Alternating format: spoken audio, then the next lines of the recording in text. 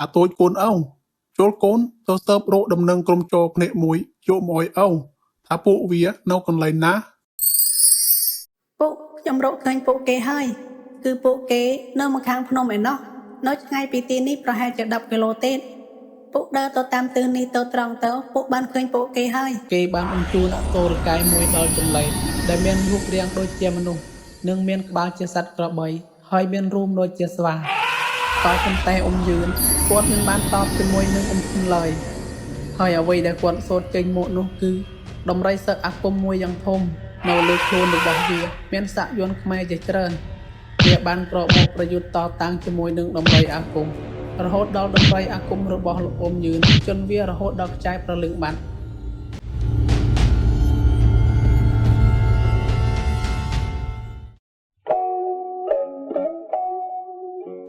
នៅក្នុងភូមិពាក់ស្នែងមានលោកមេភូមិម្នាក់ឈ្មោះលោកអ៊ំឈុនគាត់មានអាយុទៅតែ58ឆ្នាំប៉ុណ្ណោះគាត់ចេះយល់ពីទុធុរៈអ្នកភូមិធ្វើឲ្យអ្នកភូមិគោរពស្រឡាញ់គាត់ជាខ្លាំងហើយស្រុកភូមិមួយនេះក៏រស់នៅយ៉ាងមានក្តីសុខមិនមានអ្វីកើតឡើងឡើយតែនៅថ្ងៃមួយក៏មានក្រុមចោរមួយក្រុមមានបំណងចង់ចូលមកប្លន់នៅក្នុងភូមិមួយនេះនៅថ្ងៃមួយនារសៀលពេលល្ងាចថ្ងៃរៀបនឹងអស់ស្ដងគាត់ទៅហើយក៏មានរទេះគោមួយទៅតែបមកពីលេងផ្ទះឪពុកម្ដាយនៅឯភូមិផ្សេងក៏បានធ្វើដំណើរមកជិតដល់ក្បែរភូមិនៅក្បែរព្រៃធំមួយចម្ងាយពីភូមិប្រហែលជា2គីឡូម៉ែត្រហើយក៏បានប្រទះនឹងពួកចោរនៅទីនោះឈប់សិនមានទ្រព្យសម្បត្តិអ្វីខ្លះប្រកល់ឲ្យយើងឲ្យអស់មកទេតើពួកឯងជានរណានេះជាទ្រព្យសម្បត្តិរបស់យើងមិនឲ្យពួកឯងទេរហស្សនាមយើងគឺជាកំពូលចោរភ្នែកមួយអ្នកណាដែលបានជួបនឹងយើងហើយអ្នកនោះនឹងគ្មានជីវិតបន្តទៅមុខទៀតឡើយថាម៉េចពួកឯងគឺជាចោរមែនទេលោកបងចោរអើយសូមទុកជីវិតឲ្យប្តីប្រពន្ធខ្ញុំផងខ្ញុំនឹងប្រគល់ទ្រព្យសម្បត្តិទាំងអស់នេះទៅឲ្យលោកបងសូមកុំសម្លាប់ពួកខ្ញុំអើយពួកឯងកុំខំនិយាយនឹមទៅហត់អីតាំងពីដើមមកលបងយើងចេញប្លន់គាត់មិនដែលទុកជីវិតឲ្យនរណាម្នាក់ឡើយលបងគិតយ៉ាងម៉េចចំពោះពួកគេសម្រាប់ពួកគេចូលឲ្យអស់ទៅហើយឆាប់ប្រមូលទ្រព្យសម្បត្តិចាក់ចេញពីទីនេះប្រយ័ត្នមានអ្នកមកឃើញទៅខ្លាចអីលបងពួកយើងគឺជាក្រុមចោរដែលមានឈ្មោះល្បីអ្នកដែលបានឮឈ្មោះក្រុមចោររបស់ពួកយើងហើយពួកគេតែងតែខ្លាចរអាជានិច្ច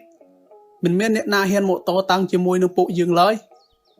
ហើយណាមួយពួកយើងក៏មានគ្នាច្រើនដែរតើលបងតែយើងមានអារម្មណ៍ដូចជាមិនសូវស្រួលនោះទេពួកឯងធ្វើអ្វីទៅតាមដែលយើងប្រាប់ទៅនៅពេលនោះក្រុមចោរក៏បានសម្លាប់អ្នកទាំងពីរអ្នកប្តីប្រពន្ធនោះទៅហើយពួកគេក៏បានប្រមូលទ្រព្យសម្បត្តិចាក់ចេញពីទីនោះទៅបាត់អស់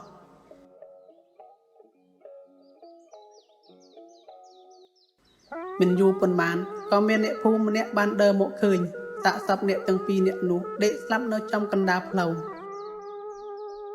យីពួកគេមានរឿងអីចេះមិនក៏មានមនុស្សមកស្លាប់នៅទីនេះបើមើលទៅតាមសភាពពួកគេដូចជាត្រូវនរណាម្នាក់សម្លាប់ពួកគេអញ្ចឹងឬមួយក៏ពួកគេត្រូវបានចោរប្លន់តែថារយៈពេល10ឆ្នាំមកនេះនៅតាមផ្លូវនេះមិនដែលមាននរណាចោរប្លន់នោះឡើយរឿងនេះដូចជាមិនស្រួលទេខ្ញុំត្រូវតែប្រញាប់ទៅប្រាប់លោកអ៊ំមីភូមិមួយបានដឹងទៅបានអ៊ំគឺថាខ្ញុំមើលនិយាយមួយមកតើឯងមានរឿងអីនិយាយមួយមកកុំប្រញាប់អីបាទអ៊ំមីភូមិគឺថាខ្ញុំបានឃើញសាកសព2នាក់កំពុងតែដេកស្លាប់នៅឯក្នុងព្រៃនៅចុងភូមិឯណោះសភាពសាកសពពួកគេដូចជាត្រូវបាននរណាម្នាក់សម្លាប់ពួកគេអញ្ចឹង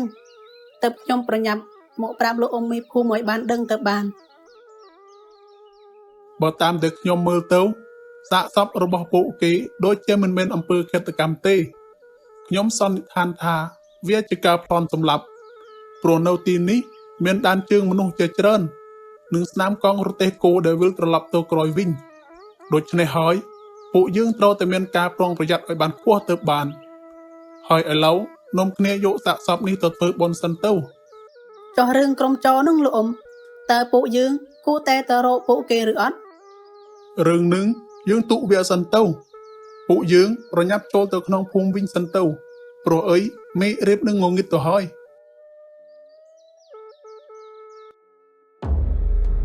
លុះបាន7ថ្ងៃក្រោយមកក៏លេចឮថាមានក្រុមចោមួយក្រុមបានចូលទៅប្លន់ផ្ទះអ្នកភូមិមួយដែលនៅភូមិផ្សេងហើយក្រុមចោនោះក៏បានសម្លាប់អ្នកដែលនៅក្នុងផ្ទះនោះទាំងអស់មិនមាននរណាម្នាក់រស់នៅមានជីវិតឡើយហើយអ្វីដែលគេស្រណោះក្រុមគ្រួសារនោះបំផុតគឺសូម្បីតែក្មេងអាយុ 5 ខែដែលគ្នាមិនដឹងអីក៏ពួកគេសម្លាប់ដែរពួកគេនេះពិតជាសាហាវមែន រឿងនេះត្រូវបានអ្នកភូមិម្នាក់ដែលមកពីភូមិកើតហេតុបានប្រាប់ទៅដល់លោកអ៊ំឈុនឲ្យបានដឹងរឿងគឺវាបែបនឹងឯងលោកមេភូមិហើយខ្ញុំមកនេះគឺលោកមេភូមិឲ្យខ្ញុំមកប្រាប់ដល់អ្នកភូមិនៅជាប់នេះឲ្យមានការប្រុងប្រយ័ត្នព្រោះពួកយើងមិនដឹងថាពួកវាមានគ្នាប៉ុន្មានអ្នកនោះទេអើអ៊ំអរគុណក្មួយច្រើនហើយមិននឹកស្មានថាស្រុកភូមិយើងឥឡូវត្រូវមកជួបរឿងបែបនេះសោះបើអញ្ចឹង ខ្ញុំសូមលាលោកមេភូមិសិនហើយព្រោះប្រញាប់ទៅប្រាប់ភូមិផ្សេងទៀតឲ្យបានដឹងឲ្យមានការប្រុងប្រយ័ត្ននឹងហើយក្មួយទៅចោះតែបើត្រឡប់មកវិញនៅពេលយប់ក្មួយសម្រាប់នៅក្នុងភូមិអ៊ំសិនក៏បានបាទអ៊ំខ្ញុំសូមលាសិនហើយ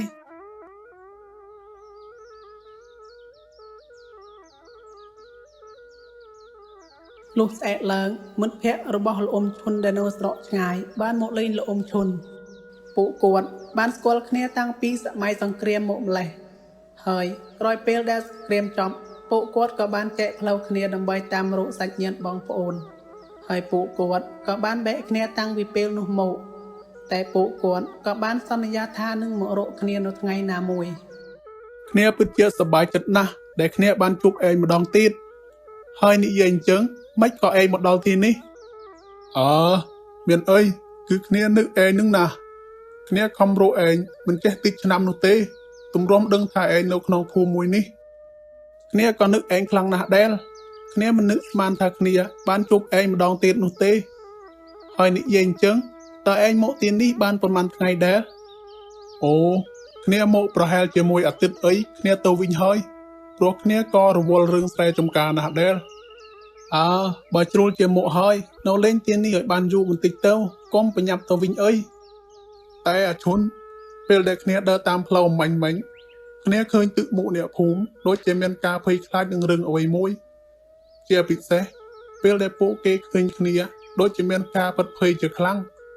តើនៅក្នុងភូមិមួយនេះមានរឿងអីមែនហើយគ្នាមិនលាក់បាំងឯងនោះទេគឺថាប៉ុន្មានថ្ងៃនេះមានក្រុមចោរមួយក្រុមវាបានអូលោកនៅតំបន់នេះជាខ្លាំងហើយអ្វីដែលគួរឲ្យភ័យខ្លាចបំផុតនោះ គឺពួកវាប្លន់ហើយគឺពួកវាតែងតែសម្លាប់ចោលមិនទុកឲ្យមាននរណាម្នាក់មានជីវិតឡើយសំបីតែក្មេងអាយុ 5 ខែក៏ពួកវាសម្លាប់ដែរមិនដឹងថាចិត្តពួកវានេះសាំងមកពីអ្វីនោះទេហើយគ្នាបានឮមកទៀតថាមីរបស់ពួកវាគឺជាអ្នកចេះមន្តអាគមថែមទៀតផងគ្នាមិនដឹងថាត្រូវជួយអ្នកភូមិតាមវិធីណានោះទេគ្រាន់តែមីចោលធម្មតាគ្នាមិនមានដំណោះស្រាយផងចោះទម្រាំពួកវាចេះអាគមទៀត ទៅឲ្យគ្នាយកអ្វីមកឈ្នះពួកវាទៅបើមិនចេះអាគមអីបន្តិចផងនឹងហើយគ្នាពិតជាពិបាកចិត្តខ្លាំងណាស់សម្លាញ់អើយយីរឿងធំបែបនេះមិនឯងមិនប្រាប់គ្នាឲ្យបានដឹងផងគ្នាមិនចង់នាំរឿងទុកដល់ឯងនឹងណាអើយដូចដែលឯងដឹងស្រាប់ហើយតើថាគ្នាមិនចេះអបដៃចូលមើលអ្នកណានោះទេហើយចុះមាននរណាម្នាក់ដឹងថាពួកវាមានឈ្មោះអីហើយគ្នាវាមានប៉ុន្មាននាក់ បើតាមតែគ្នាដឹងគឺក្រុមចោររបស់ពួកវាមានឈ្មោះថាក្រុមចោរភ្នែកមួយចំណែកឯគ្នារបស់ពួកវាក៏យើងដឹងមិនច្បាស់ដែរព្រោះថាពេលដែលពួកវាចេញប្លន់ម្ដងគឺអាចកំបាំងណាស់គ្មាននរណាម្នាក់ដឹងឡើយគឺទាល់តែសកម្មភាពរបស់ពួកវាធ្វើបានសម្រេចទៅបានអ្នកភូមិបានដឹងបើអញ្ចឹងពេលដែលពួកវាប្លន់រួចតើមានអ្នកភូមិណាម្នាក់បានឃើញឬក៏បានដឹងថាក្រុមចោរទាំងអស់នោះបានធ្វើដំណើរទៅទិសខាងណាដែរឬអត់ គឺមានពេលមួយ មានអ្នកភូមិម្នាក់គេបានឃើញក្រុមចោរទាំងអស់នោះបានធ្វើដំណើរចូលទៅក្នុងព្រៃតែនៅទិសខាងកើតភូមិមើលទៅពួកយើងមានតែចូលទៅក្នុងព្រៃដើម្បីតាមរកពួកវាហើយតែរឿងនេះវាប្រថុយនឹងគ្រោះថ្នាក់ណាស់តើជួនឯងហ៊ានទៅជាមួយគ្នាឬអត់ក្នុងនាមខ្ញុំជាមេភូមិទោះបីជាខ្ញុំមិនចង់ក៏ខ្ញុំត្រូវតែទៅដែរព្រោះនេះជាតួនាទីដើម្បីការពារស្រុកភូមិ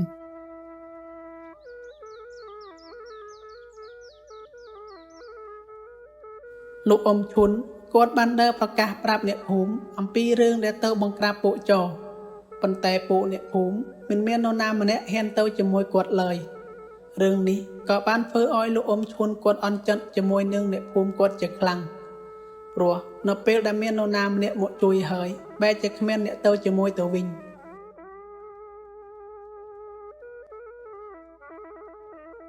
នៅថ្ងៃបន្ទាប់មានតែលោកអ៊ំឈុននិងលោកអ៊ំយឿនតែពីរនាក់ប៉ុណ្ណោះដែលហ៊ានចូលទៅក្នុងព្រៃដើម្បីតាមបង្ក្រាបពួកចោរទាំងអស់នោះ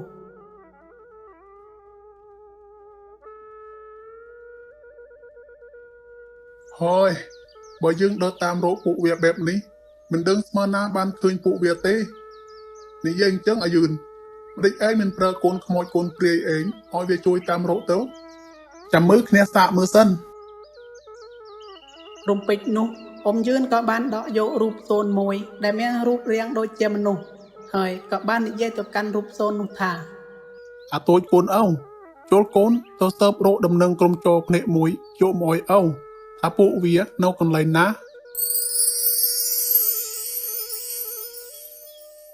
មិនយូរប៉ុន្មានកូនក្រក់របស់លោកអ៊ំយឿនក៏បានត្រឡប់មកវិញពួកខ្ញុំរកឃើញពួកគេហើយគឺពួកគេនៅម្ខាងភ្នំឯណោះនៅឆ្ងាយពីទីនេះប្រហែលជា10គីឡូទេពួកដើរទៅតាមទិសនេះទៅត្រង់ទៅពួកបានឃើញពួកគេហើយតោះអាឈុនយើងឆាប់ទៅក្រែងលោពួកវាផ្លាស់ទីកន្លែងតំណាបាត់អ៊ំឈុននិងអ៊ំយឿនពួកគាត់បាននាំគ្នាដើររហូតមកដល់ជើងភ្នំម្ខាងហើយក៏បានឃើញក្រុមចោរទាំងអស់នោះកំពុងតែអង្គុយនៅទីនោះមើលទៅពួកវាមិនបានដឹងឡើយថាមានមនុស្សកំពុងតែលួចមើលសកម្មភាពរបស់ពួកវាលោកបងស្រុកភូមិនៅក្បែរនេះគឺពួកយើងបានប្លន់អស់ហើយលោកបងគឺនៅស្ទល់តែភូមិដែលនៅម្ខាងភ្នំនេះទេលោកបងយ៉ាងម៉េចពួកយើងទៅប្លន់នៅយប់នេះតែម្ដងទៅលោកបងបើអញ្ចឹងពួកឯងខំផឹកខំស៊ីឲ្យមានកម្លាំងទៅនៅយប់នេះពួកយើងនឹងចេញប្លន់ភូមិដែលពួកវាបំរុងតែនឹងប្លន់នោះគឺជាភូមិដែលលោកអ៊ំឈុនរស់នៅដែលធ្វើឲ្យលោកអ៊ំឈុនគាត់កាន់តែមានអារម្មណ៍ខឹងទៅលើពួកវាជាខ្លាំងគាត់ក៏បានលើកកំភ្លើងបំរុងតែបាញ់ពួកវាទៅហើយក៏ស្រាប់តែលោកអ៊ំយឿនបានចាប់កំភ្លើងរបស់គាត់ជាប់ហើយក៏បាននិយាយតិចថាកុំទាន់បាញ់ពួកវាអីចាំឲ្យពួកវាស្រវឹងបន្តិចទៀតសិនទៅចាំយើងធ្វើសកម្មភាពព្រោះអីពួកវាមានគ្នាច្រើនជាងយើងបើយើងបាញ់នៅពេលនេះពួកយើងច្បាស់ជាចាញ់មិនខានពួកគាត់ទាំងពីរនាក់បានចាំរហូតដល់ពួកគេបានស្រវឹងអស់គឺនៅសល់តែមេគេតែម្នាក់ប៉ុណ្ណោះដែលមិនបានស្រវឹងដូចគេឃើញឱកាសល្អពួកគាត់ទាំងពីរនាក់ក៏បានបាញ់សម្ដៅទៅលើក្រុមចោរទាំងអស់នេះធ្វើឲ្យពួកគេមិនអាចមានឱកាសតដៃបានតែមីរបស់វាបានគេចផុតហើយក៏បាំងខ្លួនទៅនឹងដុំថ្មធំមួយដែលធ្វើឲ្យពួកគាត់មិនអាចមើលឃើញឡើយពេលនោះក៏ស្រាប់តែមានខ្មោចព្រៃជាច្រើនបានដើរសម្ដៅមករកពួកគាត់ទាំងពីរនាក់ពួកឯងហ៊ានណាស់ហ៊ានចូលមកដល់កន្លែងយើងពួកឯងអាចចូលមកបានតែពួកឯងមិនអាចចេញទៅវិញបានទេតែខ្មោចព្រៃទាំងអស់នោះពួកវាមិនអាចធ្វើអ្វីពួកគាត់ទាំងពីរនាក់បានឡើយពួកវាត្រូវបានខ្លាអាគមរបស់លោកអ៊ំយឿនចាំពួកវារហូតដល់រលាយបាត់អស់ក៏ប៉ុន្តែមេចរនោះគេនៅតែមិនព្រមចោះចាញ់នោះទេគេបានបញ្ជូនអសូរកាយមួយដល់ចម្លែកដែលមានរូបរាងដូចជាមនុស្សនិងមានក្បាលជាសត្វក្របីហើយមានរូបដូចជាស្វាអាយឿនតើនេះជាសត្វស្អីក៏ប៉ុន្តែអ៊ំយឿនគាត់មិនបានតបជាមួយនឹងអ៊ំឈុនឡើយហើយអ្វីដែលគាត់សូត្រចេញមកនោះគឺដំរីសឹកអាគមមួយយ៉ាងធំនៅលើខ្លួនរបស់វាមានសាក់យ័ន្តខ្មែរជាច្រើនអសូរកាយព្រាយក្របីនោះពេលដែលបានឃើញដំរីសឹកអាគមនេះហើយ វាហាក់ដូចជាខ្លាប់ខ្លាចបន្តិចក៏ប៉ុន្តែវាត្រូវតែចូលមកប្រយុទ្ធទៅតាមអ្វីដែលម្ចាស់របស់វាបានបញ្ជាសំឡេងសត្វទាំងពីរប្រយុទ្ធគ្នាឮពេញផ្ទៃវេហាព្រែកក្របីនោះត្រូវបានដំរីស្ទើរអាគមរបស់លោកអ៊ំយឿនបុកវាដួលទៅនឹងដី3ទៅ4ដងក៏ប៉ុន្តែវានៅតែមិនព្រមចោះចាញ់ឡើយវាបានក្រោកមកប្រយុទ្ធតតាំងជាមួយនឹងដំរីអាគមរហូតដល់ដំរីអាគមរបស់លោកអ៊ំយឿនជន់វារហូតដល់ខ្ចាយប្រលឹងបាត់មេចរនោះដល់ពេលឃើញព្រែកក្របីរបស់ខ្លួនចាញ់បែបនេះគេក៏បំរុងតែនឹងរត់ចេញពីទីនោះតែត្រូវបានលោកអ៊ំយឿនបាញ់ទៅមួយគ្រាប់ធ្វើឲ្យគេដួលស្លាប់នៅទីនោះភ្លាម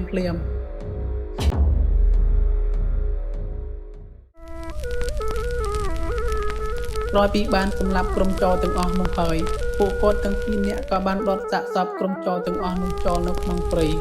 រួចពួកគាត់ក៏បានធ្វើដំណើរត្រឡប់ចូលទៅក្នុងស្រុកភូមិវិញ